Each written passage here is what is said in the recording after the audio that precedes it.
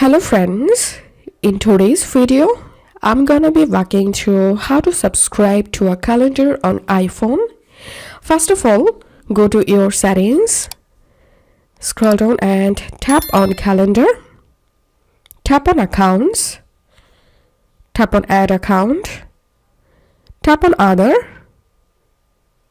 tap on add subscribed calendar, and all you have to do is just paste here the calendar link. So I'm gonna opening my browser here, and here's office holidays calendar. I'm gonna copying this link from here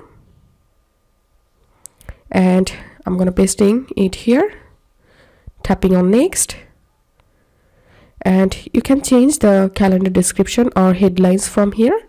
You can remove alarms from your calendar, then tap on save.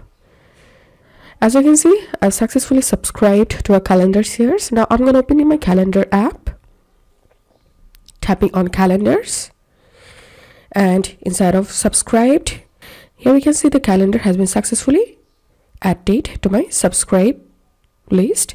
If this video helped you, give a thumbs up and please consider subscribe to 5 Minute Solution. Thank you for watching.